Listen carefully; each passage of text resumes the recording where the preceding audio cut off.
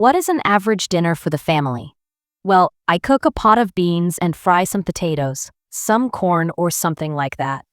Long before fast food joints littered the landscape or microwaves invaded our kitchens, Grandma and Grandpa had already mastered the art of turning inexpensive staples into warm and hearty comfort foods. It could be gravy poured over biscuits, soup made from the peels of potatoes, or scrounged scraps cooked up to fill a hungry stomach. Today, we travel back to Grandma's old kitchen and learn 25 simple dishes that fed an entire generation through the harshest times. Homemade mac and cheese. Mac and cheese wasn't this neatly packed commodity back then. It was done by hand slowly, meticulously, with Grandma's love. Grandma would heat a bit of butter or lard, sprinkle in flour and milk, stir until it thickened into a rich, creamy sauce, poured over pasta and covered with breadcrumbs or crushed crackers for crunch and baked until golden. This dish was a true lifesaver meal. In the 1930s to 40s, a pound of cheese was going for only about 15 cents. Thus, the homemade mac and cheese would come to less than 50 cents to feed six, which is very important when there was little or no meat available because it's very costly. Potato soup. When funds were particularly tight, potatoes became the unsung hero of the kitchen, offering cheap, filling tubers that delivered plenty of starch at rock-bottom prices. Averaging 2 cents per pound during the Great Depression.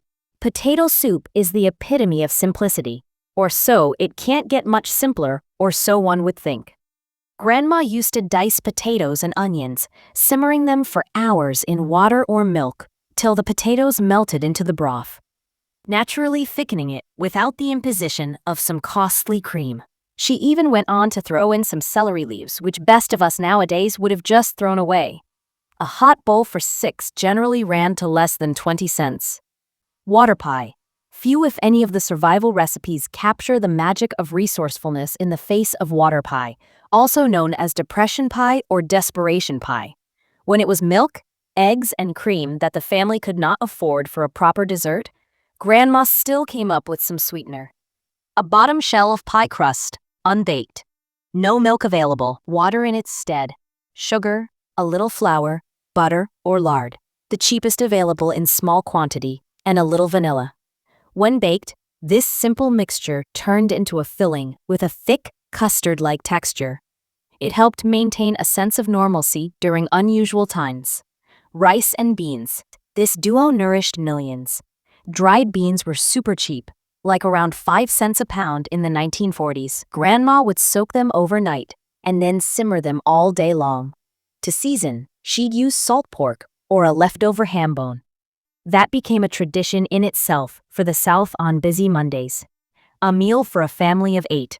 Perpetual soup, garbage soup, set against its unenviable alternative, garbage soup. This plan was dubbed affectionately as perpetual soup for ensuring that no morsel of nutrition was wasted. The pot simmered contentedly on the back of the stove all day long, joined by every end-of-the-line vegetable peels, small meat bones, wilted greens, and even potato water to add body and nutrition. Gravy on toast. This breakfast turned those excess meat drippings that people throw away today into liquid gold. Melted fat became a base to roux flour. Then milk or water was stirred in to prepare a rich and savory gravy. This was poured over soft biscuits, soft against the teeth, provided that butter was worth more than butter, as it too had been made from flour and lard. Truly, when times were tough and there was no meat, if black pepper could be madly sprinkled on top, as if that created the illusion of more flavors. Braised cabbage and sausage. Cabbage was the working man's vegetable. Crisp, economical, approximately 3 cents a head, within the reach in winter. It was cut coarsely and stewed for an hour together with whatever cheap sausage. Its fat and rich taste infused into the cabbage, which rendered the dish very yummy to eat. Its economy lay in its capacity to stretch the meal. A big pot would feed 3 or 4 days' worth for the whole family. Lentil soup. Before lentils were ever hyped as health foods, they were critical as survival foods. Lentil soup was said to be one of the best possible nutritional values for the least money. But the lentils did have one thing going for them. They did not require pre-soaking. A pound of dry lentils cost only 4 cents. Yet that same bag could feed a family with soup for 2 whole days. Sloppy Joes. Sloppy Joes were born out of poverty. The ground beef would be browned, and a pound had to be stretched with breadcrumbs or oatmeal. Simmered in a sweet and tangy sauce, it was spooned onto soft buns. 1 pound of extended ground beef on its own fed up to 8 people. Egg salad sandwiches. When meat was a luxury, eggs readily became the primary source of protein. An egg on their plate was the only way to extend meat and potatoes. Egg salad sandwiches became a staple, especially during the rationing of World War II. Hard-boiled eggs mashed into mayonnaise, more often homemade to save costs. Mustard and chopped pickles were a favorite spread. What had been bought by the dozen for only 15 cents in the 1940s was a very inexpensive and bulky source of protein, had traveled well for workmen's lunch buckets and children's lunch tins. Cornbread and pinto beans, a holy eating habit in the South and West parts of the U.S. Dry pinto beans were cooked slowly in a big pot, flavored with salty pork or ham hocks. They came with cornbread, made from less costly cornmeal rather than wheat flour. The cornbread was used to soak up the tasty liquid called pot liquor, making a full and healthy meal. Leftover fried rice. Long before Chinese takeout ever became a thing, American families made their own version of fried rice. It was indeed a classic dish that spoke volumes in the no-waste ideology. Rice left over from one night would be set out by Grandma to dry so it wouldn't get mushy, then fried up with whatever else was left: eggs, tiny bits of meat, and any vegetables that were about to go bad. Most times costing near nothing to make, often using Worcestershire sauce because soy sauce was too dear. Hot dogs and macaroni salad. Hot dogs, the people's meat, were an inexpensive source of protein. 10 cents a pound. This simple cold meal was much appreciated in the summer when cooking on the stove could easily heat up the house. Homemade macaroni salad, with a simple mayonnaise dressing and pickles, tasted better is left overnight for the flavors to soak in. Tuna casserole, a trend yet in the 40s, is the invention of tuna casserole for easy weeknight dinners. This was a big success, since during that time people were only using canned goods, and they were cheap and required no refrigeration. A can of tuna fish, layered with egg noodles and canned cream of mushroom soup. Topped the mixture with crumbled crackers and baked. It fed 6 people for under 50 cents. Baked potatoes, a modest dish that lent a base for culinary innovation.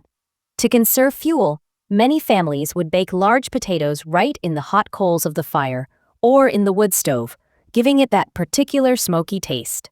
The toppings were whatever was on hand: leftover chili, crumbled bacon, sour cream. Just one hot, large potato filled so well on its own as a full meal. Grilled cheese and tomato soup. Grilled bread with melted, rich cheese on top was the classic duo, almost the national comfort food of the Great Depression. Grilled bread with melted, rich cheese on top, served with canned tomato soup. Most popular was Campbell's at 10 cents a can, and stretchable to serve 4. Butter was rationed, so mayonnaise took its place on the bread before toasting for families, because it was less expensive and it gave a better crunch. Stuffed peppers. Stuff bell peppers with this mixture of cooked rice and teeny bits of ground beef or pork and seasonings. Frequently made the mistake of bulking the filling up with breadcrumbs soaked in milk. Bake them slowly in simple tomato sauce. Each pepper is a complete meal in itself. Beef stew. And this is the magic of beef stew: to transform those undesired scraps that butchers couldn't unload as steak into a soft, hearty dish.